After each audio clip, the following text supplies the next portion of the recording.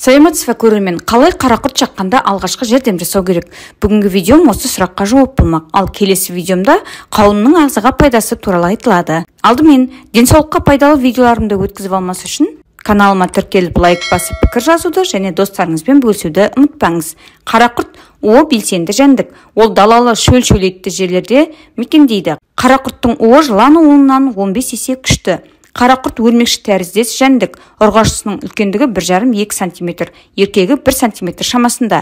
Құрсағы дөңгелек пішінді, қара түсті. Арқасында қызыл дақтары болады. Адамдарды және жануарларды шағу қаупі тамыз айының соңына таман шағудың ең жоғарғы сатысына жетеді.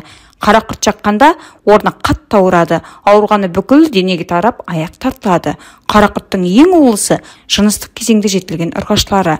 Адамның басы ауырады, жүрегі жиі соғып, ентігеді, тілі күрмеледі, құсады, терлейді, сандырақтайды, есінен танады. Тіпті өліп кетуі мүмкін. Удың таралуының алдын алу үшін уды сорып тастап, шаққан жерін шаққан бетте сіріңкемен күйдіру керек. Жәндік шаққан сәтте сол жерді сіріңке шырпыларының басын қосып, тұтандырып күйдіруге болады. Неге десеңіз, өрмекші теріні өзінің хеликтерімен, жұп ауыз аяқтарымен тереңдігі жарты 0,5 мм ғана тістеп алады. Бірақ мұны шаққаннан кейін кешіктірмей 1-2 минут ішінде істеу керек. Неғұрлым тез жасалынса, соғұрлым уы тез қайтады. Сақтық шаралары: далаға түнегенде жерге ұйықтамаңыз. Егер қарақұрт шақса, орнын сіріңкемен күйдіріңіз. Қарақұрт шаққанда ішімдік ішпеңіз. Ішімдікпен у қосылады да нерв жүйесіне әсер етіп, адамды есінен тандырады.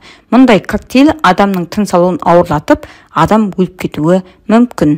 Қарақұрт шаққаннан кейін 40 минут пен 2 сағат арасында адамның жүріп тұруына жауап беретін арқаның бұлшықеттері босаңсиды, яғни ол өз бетімен жүре алмайды. Сондықтан зардап шеккен адамды тез арада медициналық мекемеге жеткізу керек. Қарақұрт шаққанда жылқы, сиыр, шошқа 4 күнде, ал түйе 8 күнде өледі. Қой мен ешкіге қарақұрт уы дарымайды екен. Қой қарақұртты жеп қоятын көрінеді. Сондықтан бұрын қарақұрт көп болатын жерлерге қой мен ешкі бағатын болған.